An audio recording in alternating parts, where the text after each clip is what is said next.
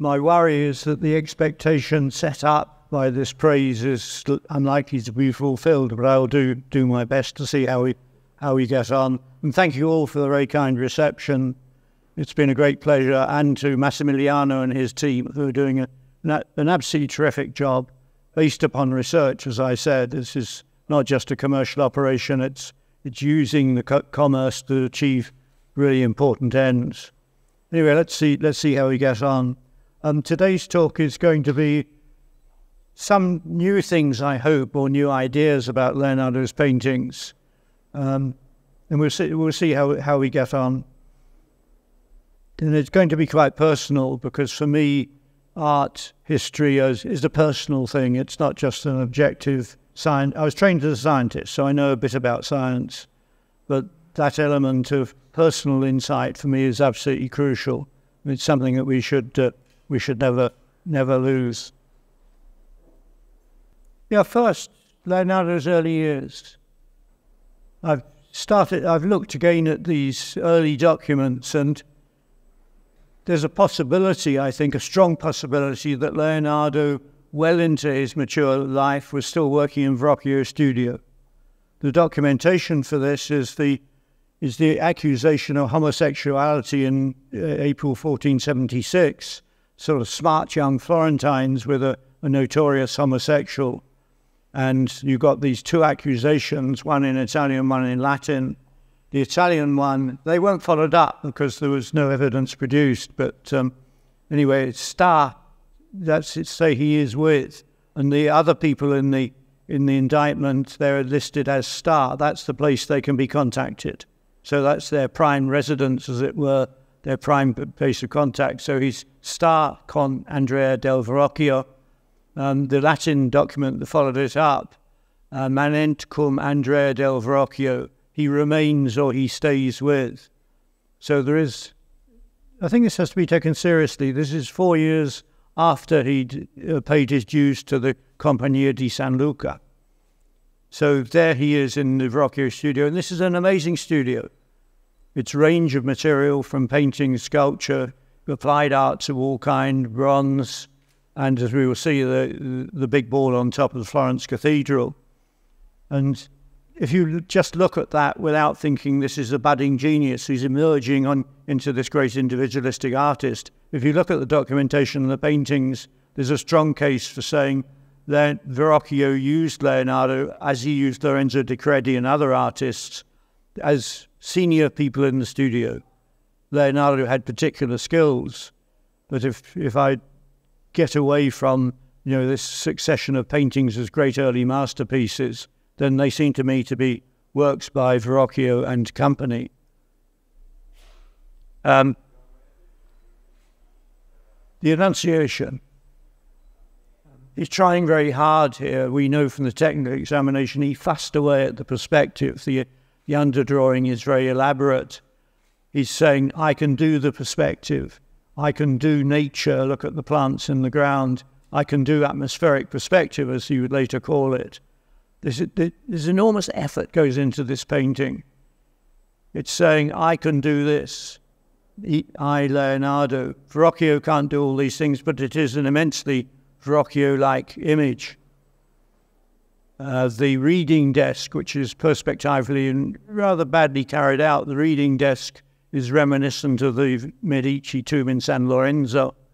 That sense that Verrocchio has in metalwork, not in painting, but in metalwork, of the abundance of nature, its vitality and its growth.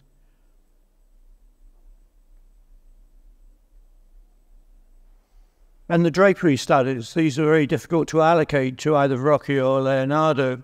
Leonardo, we know, made these in the standard way of dipping cloth in plaster and letting it set. That one on the left, I think, is probably by Verrocchio. The Leonardo ones have a lot of internal rebounds of light. So there's a lot of light going on in the shadows, rebounding around. This, I think, is much more simply sculptural.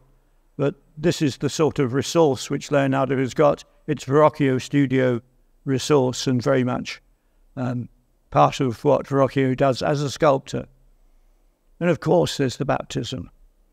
The work which he executed over a long period. We know from technical examination that the the kneeling angel, the one immediately on the left, is done finished in oil. Christ's body is finished in oil. St. John the Baptist is mainly temperate. The landscape, in the distant landscape, is oil, but some of the landscape is not very good.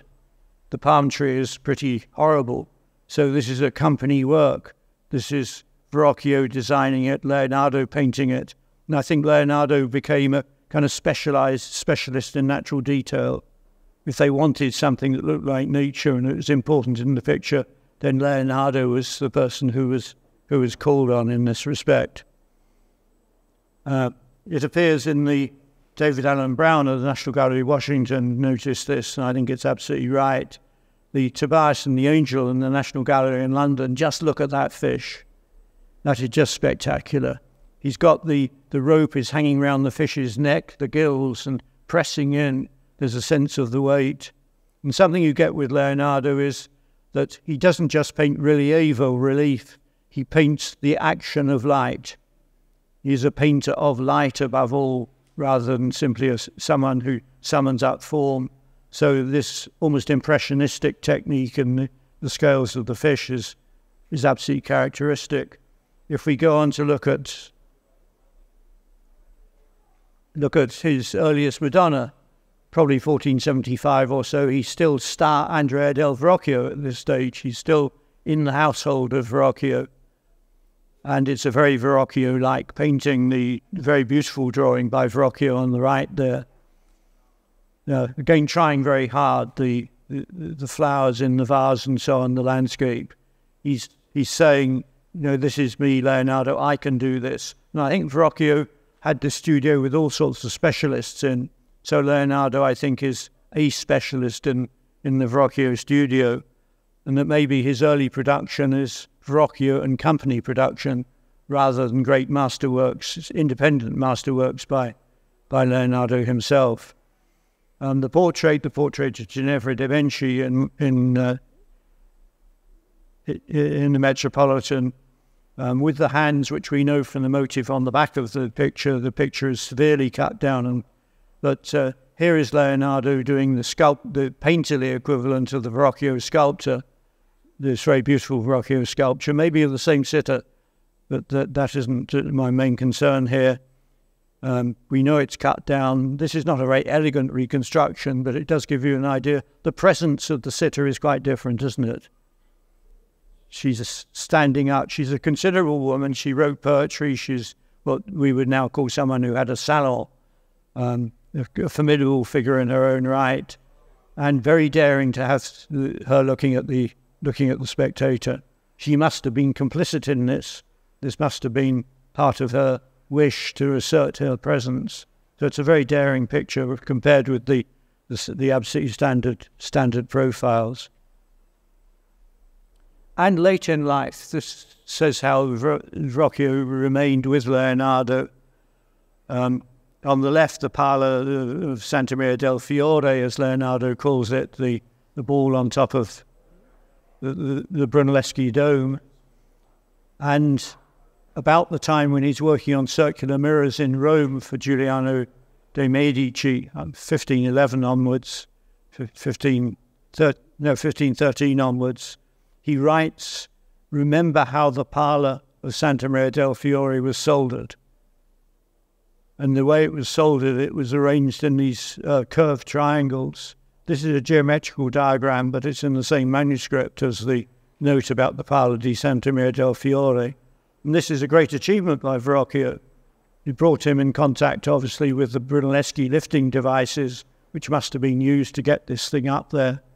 So Leonardo, late in life in Rome, is still thinking about the experience of Verrocchio, and this emphasizes he is amazingly competent in a whole range of things, including the engineering skills needed to erect the great Pala.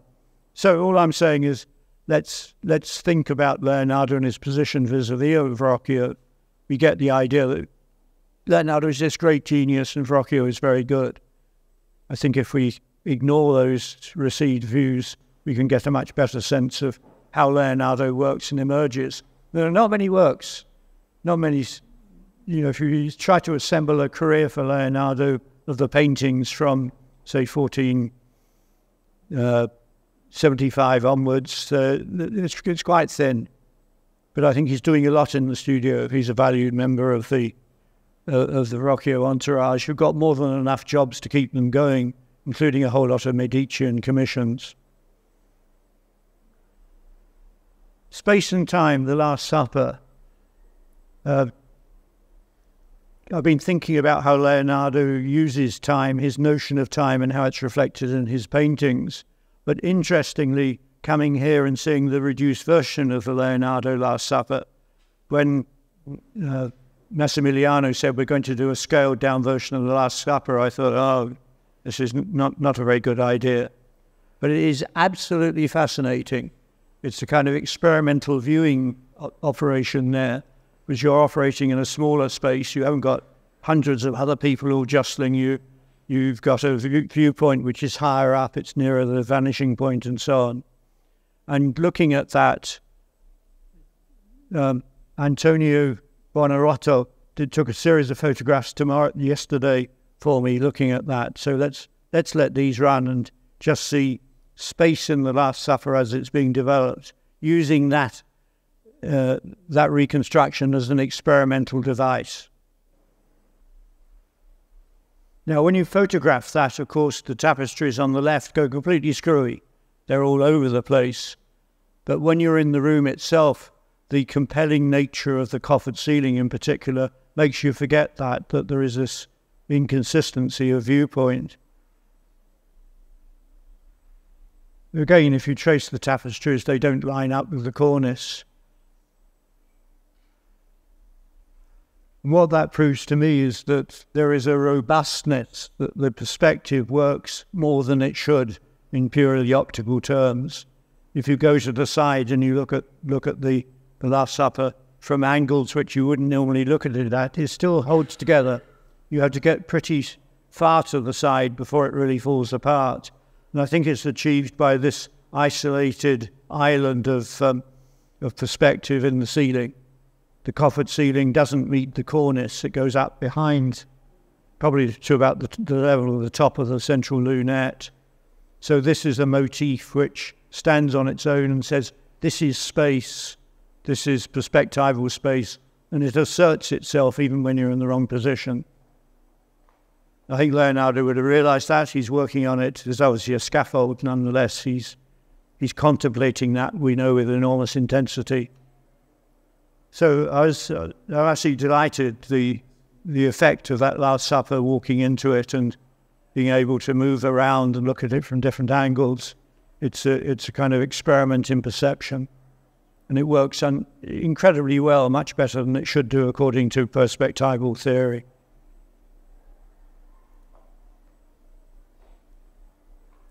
Yeah, and the time in the Last Supper, if we look at the drawings, he's considering all sorts of motifs and times of the story, date times which I think are never going to enter into the picture. On the left is a drawing which predates the Last Supper. This is probably a Florentine drawing. He's seen men sitting around, which we know he took notebooks around, sitting around conversing. And this reminds him of the Last Supper. So you've got Christ doing something he wouldn't do in a painting, looking down and pointing at the bowl where Judas is to dip his bread into. You can't imagine that being a serious motif for the actual final painting, but Leonardo has got that sense of the story unfolding.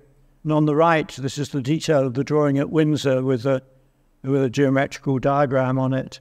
And here Judas is getting up from the other side of the table and stooping over and dipping his sop into the same bowl, and he's still on the left, obviously on the opposite side of the table.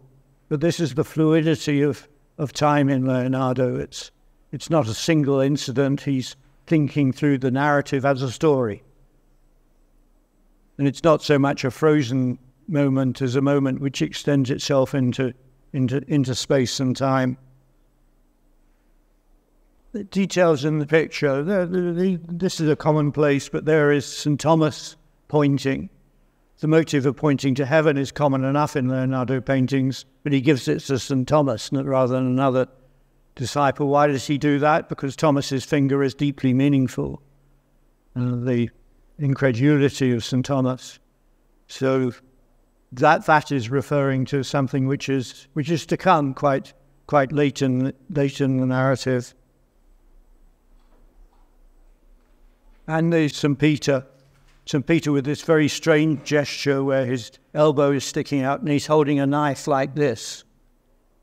And why is he holding a knife? Why is Peter given a knife? We know that Peter is going to chop off the run of the Roman soldiers' ears, but also he's pointing at St. Bartholomew.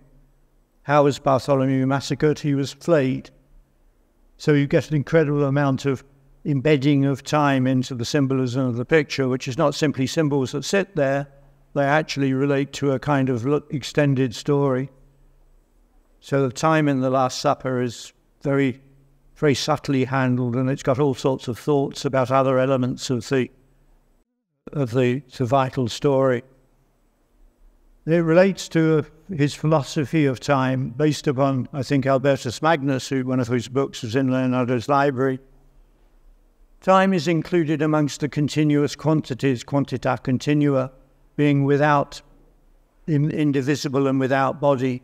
The point may be compared to an instant of time, and the line may be likened to a length of a certain quantity of time. A line is infinitely divisible, and the divisibility of a space of time is of the same nature. This is very beautiful. The dot in geometry has no dimensions, the line has no dimensions, the surface only has that surface dimension. But how many other people would take that through and relate it to have time and space being a quantità continua in that particular kind of way? It's very characteristic of the sheer fluidity of Leonardo's ways of thinking. We can see this fluidity in drawings like this, what I call his pen men, these little men who appear in great quantities in the Trattato, as transcribed by Melzi. And this is a man who is hammering. He's got a big hammer of some sort above his head. He comes down. For the Victorian Albert Museum, I worked with Steve Maher of Impossible Pictures and animating Leonardo drawings. Steve Maher draws like an angel, which is a great help in these circumstances. But I said to Steve, why don't we try and animate this? And he found that you didn't have to animate it. It was all the key stages in the animation were absolutely spot on. All he needed to do was to insert motifs between these key stages, and it did work remarkably well. I'm hoping this will run.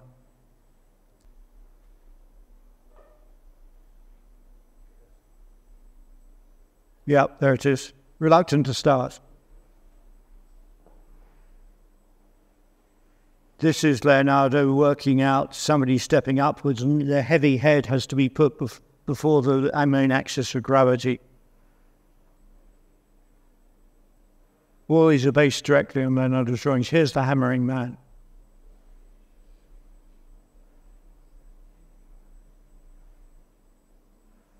The puffing and panting is of Steve Maher.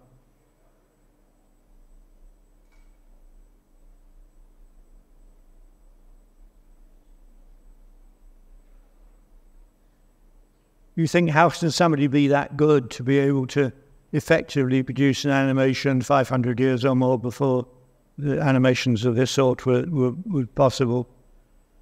We did a series of animations of Leonardo drawings, and I say that Leonardo was in many ways there before Steve Maher was. Turning to the Battle of Anghiari, I was involved in an exhibition in Japan of the Battle of Anghiari. They borrowed the Tavola Doria and the Uffizi version. And I began to look at his accounts of the battle in a new way, and particularly thinking about this narrative as a continuous flow, a quantità continua, and the storyboard. It was essentially a storyboard for a battle. It's as if you were writing up a storyboard for a film of the battle. Marco is going to read this because substantial Leonardo quotations I shall butcher if I read them, so Marco will do it properly. Come si deve figurare una battaglia? Farai prima il fumo dell'artiglieria mischiato infra l'aria insieme con la polvere mossa dal movimento dei cavalli dei combattitori, la qual mistione userai così: la polvere, perché è cosa terrestre e ponderosa, e benché per la sua sottilità facilmente si levi e mischi infra l'aria, niente di meno volentieri ritorna in basso, ed il suo sommo montare è fatto dalla parte più sottile. Adunque il meno sarà veduta e parrà quasi del colore dell'aria. Il fumo, che si mischia infra l'aria polverata, quando più s'alza a certa altezza, parrà oscure nuvole, e vedrassi nelle sommità più espeditamente il fumo che la polvere. Il fumo prenderà in colore alquanto azzurro, e la polvere trarrà al suo colore. Dalla parte che viene il lume parrà questa mistione d'aria, fumo e polvere molto più lucida che dalla opposita parte. I combattitori, quanto più saranno in fradetta turbolenza, tanto meno si vedranno, e meno differenza sarà dai loro lumi alle loro ombre. Farai rosseggiare i visi e le persone e l'aria vicina agli archibusieri, insieme coi loro vicini, e detto, essendo lontani, detto rossore, quanto più si parte dalla sua cagione, più si perda, e le figure che sono infra te ed il lume, essendo lontane, parranno scure in campo chiaro, e le loro gambe, quanto più s'appresseranno alla terra, meno saranno vedute, perché la polvere è lì più grossa e spessa. Farai vincitori correnti con capelli e altre cose leggere sparse al vento, con le ciglia basse, e caccino contrarie membra innanzi, cioè se manderanno innanzi il pied destro, che il braccio manco ancor esso venga innanzi, e se farai alcuno caduto, gli farai il segno dello sdrucciolare su per la polvere condotta in sanguinoso fango, ed intorno alla mediocre liquidezza della terra farai vedere stampate le pedate degli uomini e dei cavalli vilpassati. Farai alcuni cavalli strascinar morto il lor signore, e di dietro a quello lasciare per la polvere ed il fango il segno dello strascinato corpo. Farai i vinti e battuti pallidi con le ciglia alte nella loro congiunzione e la carne che resta sopra di loro sia abbondante di dolenti crespe.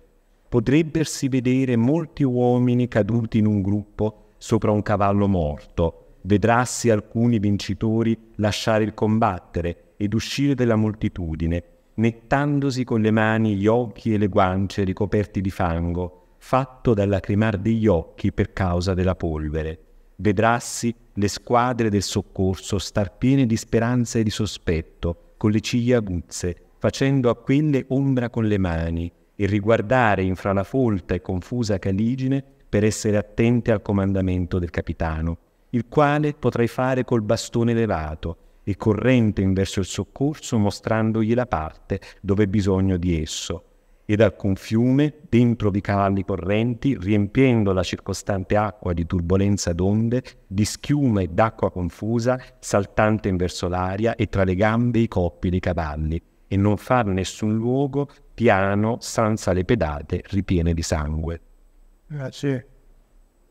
Felix begins with the physics of the dust and the smoke in the air, very characteristic of Leonardo.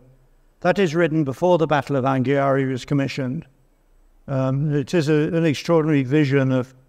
I tried collaging the deluge drawing and the Tavola Doria together to give some sense of that.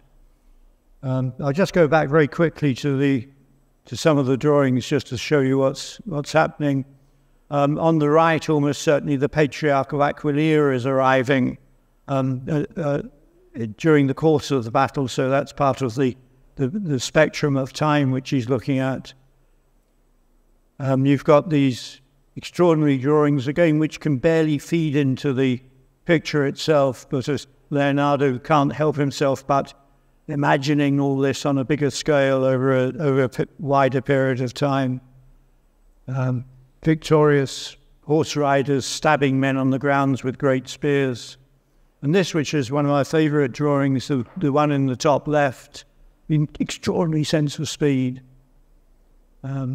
Just thinking about fast moving. Could he put this in the painting? I think probably not. And on the bottom right is a soldier disappearing with the standard. Again, I think this can't go into the painting, but it's a thought about how the battle might develop. Mona Lisa. Can we say anything new about Mona Lisa? Well, I can say one or two things which may be semi-new, but we'll see how we go.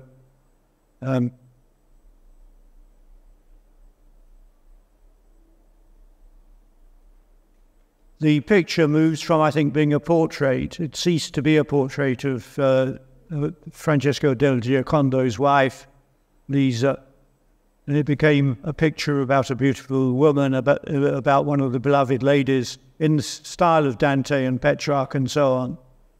The costume gradually underwent a process of abstraction to becoming a costume rather than the Florentine contemporary costume. Marco, again, will devote his talents to reading out. This is from Dante's Convivio, and the commentary on the Convivio, and it's a commentary on the statement that Dante makes, in her eyes and in her sweet smile. And this is the commentary on it. Yeah. E però che potrebbe alcuno avere domandato dove questo mirabile piacere appare in costei, distinguo nella sua persona due parti, nelle quali l'umana piacenza e dispiacenza più appare, onde è da sapere che in qualunque parte l'anima più adopera del suo ufficio, che quella più fissamente intende ad adornare, e più sottilmente quivi adopera. Onde vedemo che nella faccia dell'uomo, laddove fa più del suo ufficio che in alcuna parte di fuori, tanto sottilmente intende, che per sottigliarsi quivi tanto quanto nella sua materia puote, nullo viso ad altro viso è simile, perché l'ultima potenza della materia, la quale in tutti quasi dissimile, quivi si riduce in atto. E però che nella faccia massimamente in due luoghi l'opera l'anima, però che in quelli due luoghi quasi tutte e tre le nature dell'anima hanno giurisdizione, cioè negli occhi e nella bocca, quelli massimamente adorna e quivi pone lo intento tutto a fare bello, se puote. In questi due luoghi, dico io, che affariscono questi piaceri, dicendo negli occhi e nel suo dolce riso, li quali due luoghi, per bella similitudine, si possono appellare balconi della donna, che nell'edificio del corpo abita, cioè l'anima, però che quivi, a vegna che quasi velata, spesse volte si dimostra. Thank you.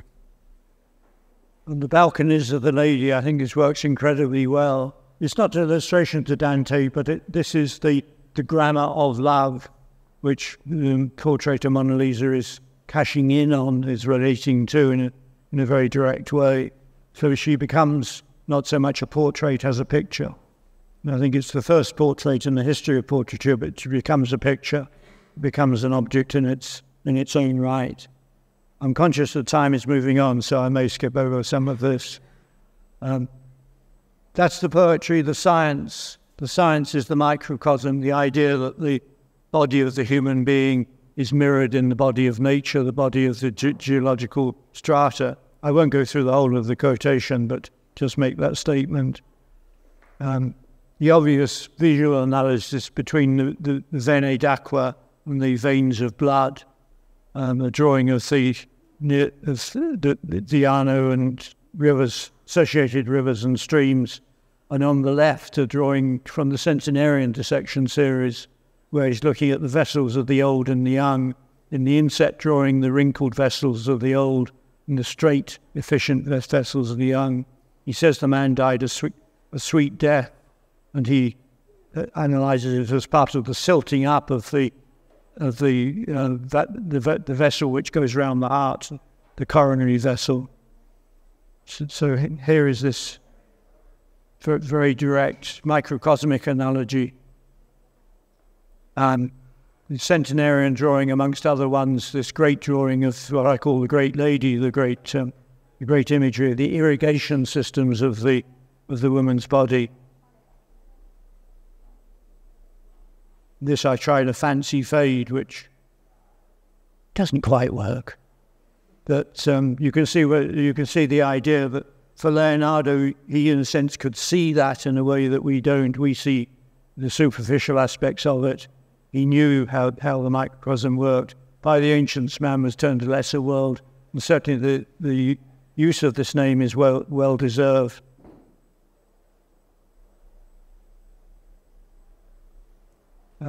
Very much related to the Florence Canal, the canal which he's designing to go up via Prato and Pistoia. And he says at one point that there were two lakes originally, in prehistoric times, there were two lakes, one where Florence is and one up near where Arezzo is. Vast changes in the body of the earth, witnessed in the Codex Leicester. In ancient times, there were two large lakes, the first of which is where the city of Florence is seen flourishing, together with Prato and Pistoia. Again, I won't go into that in detail, but there are two lakes.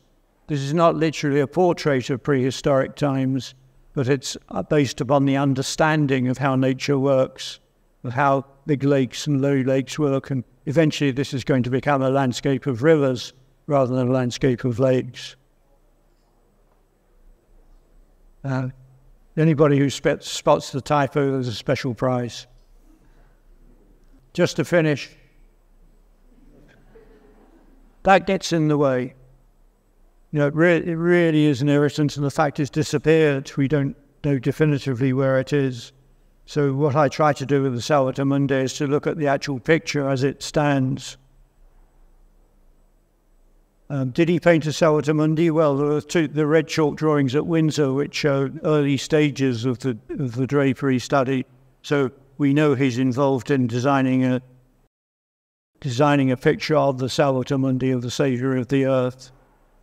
Just some details. Looking closely at what I try to do is look really in detail at how the picture is painted. Watery hair. On the right is the Gannet version, which is probably the best of the other versions. But there's no physics of hair there. There's no sense as to how does hair behave. How is it something which he explains that there's the weight of the hair, there's the direction of the current, and you put them together, they make a helix. And there is, I think, not only a difference in handling here, but there's a difference in vision. His understanding, his intellectual grip of the physics of hair and the physics of water is of a quite different order from many of the copyists. Yeah, this is the sheet in which he makes the direct comparison between the movement of hair and the movement of water. Second one, the crystalline sphere. I've identified this, and I took it off to the Geology Museum in Oxford, the Natural History Museum, and the person I looked at said, yes, that's rock crystal. It's got inclusions. They're different from bubbles in glass. They actually look different. That's a little bit of rock crystal, which I bought myself, as it got quite nice conclusions in. So what is happening here? This is not the Salvator Mundi. This is the Saviour of the Cosmos. It's a very characteristic Leonardo shift in the iconography. Very intellectual shift, very cerebral. But this is the kind of artist that Leonardo is. And the detail 3, how does the eye work? By the time he's painting Mona Lisa, he's got rid of his early, very simple version of the eye. He knows Ibn al-Haytham's on A De Aspectibus, which was known to Ghiberti as well. So although it's not known in translation, it certainly was available. And the Islamic notion of the eye was a very complex series of refractions going on. The direct ray that comes through perpendicularly is the strongest, but around that you've got a diaspora, a kind of spread of edges. So he says at one point, the eye does not know the edge of any body. And if you look at Leonardo from Mona Lisa onwards, there are no edges. There are no lines. There are transitions. And we see edges, but the lines actually are entirely fugitive. And they relate very much to these late Leonardos, the St. John the Baptist, and rather a contrasty slide, but this is post-restoration, so it looks rather good. These mysterious not defined figures whose emotions are teasing. Mona Lisa is a teaser. We can't really read her expression. And this is very consistent with the poetry. Here, this is ineffability. This is spiritual rather than romantic. Just think of the journey that he's gone on to announcers of the arrival of Christ, the early Annunciation and the late St. John. It's an extraordinary journey from this obsession with getting things optically right to getting things spiritually right. We think of Leonardo not necessarily as a spiritual painter, but I think these late paintings are deeply involved in the ineffable, the inaccessible, and a double truth, which is a medieval idea that we can know what we see on the earth. This testifies to God's presence, but we can't know the mysteries of heaven. Double truth, well established. He says, leave the definition of the soul to the minds of the friars, father of the people, who by inspiration possess the secrets. I let be the sacred writings, for they are the supreme truth. I think there's no irony here. This is a perfectly clear statement of how far he can go terrestrially with his terrestrial senses. And he can't go beyond that, but what he sees in the earth testifies to the presence of God, the presence of this supreme creator. That's the end.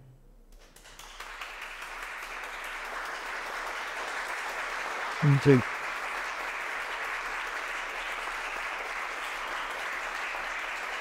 That's it. Here it's on.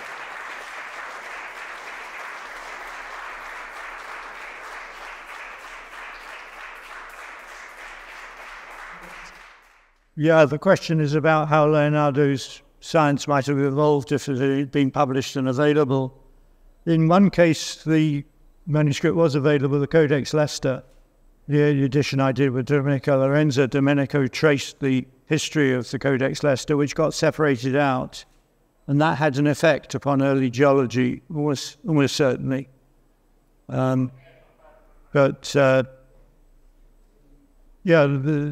Leonardo is obviously, if we're measuring the history of science as the history of what I would call in English brownie points, that you discovered that and somebody else followed on from it, then he's not going to rate as a scientist. But if you say, who had a greater understanding of the art of portraying nature and the science of investigating nature, there's no one does that in that way. It's an extraordinary unified achievement, and splitting out things into, he discovered that, he discovered that, he discovered that is fine, but it doesn't really get to what he's doing. Leonardo is often called a polymath. I've been saying he's a monomath. He does one thing. It's all about the underlying orders, and they're all expressed in the world in a different way. So it's a unique figure. He doesn't fit. He doesn't really fit in the history of science. He would have fit in the history of medicine if the works had been published, particularly the heart ones. It's a wonderful book by Francis Wells called Leonardo's Heart. So you can treat him like that, but I think it misses the point of this extraordinary unity, which is both exhilarating and frustrating. It's exhilarating because it's so inspiring, but it's frustrating in that he never settles in a single area. You feel like saying to yourself, and come on, Leonardo, keep going on that. Don't get distracted in this other area. But that's part of the glory of it. It's both frustrating and exciting. He's got a very profound grasp of medieval science. The science he's occupying, the science of impetus theory, of percussion, all the physics is basically a late medieval physics he's operating with. It's not Newtonian concepts. So I think he's a good recipe or a good witness to the fact that we like to say Middle Ages, Renaissance. There's this permeability. I mean, Dante's commentary, after all, has got this collage of medieval optical texts. Ibn al-Haytham and others. So in certain areas, particularly science, the Aristotelian tradition pushes through very strongly. And he's picked up in a particular kind of way by Galileo and later people. So I would say that Leonardo is in the Middle Ages with respect to certain aspects of his work. In other aspects, he's fully fledged Renaissance. But these terms are a bit nasty, aren't they? You know, they compartmentalize our thinking. The Middle Ages are not medieval to my mind. They just happen to be there at that time of learning. Ok, quindi thank you very much to Professor Kemp. It was Teacher.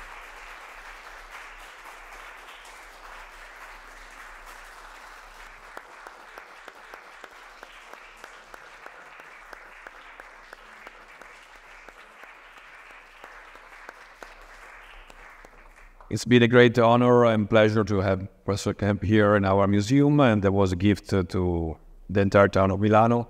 I thank you also this marvelous audience.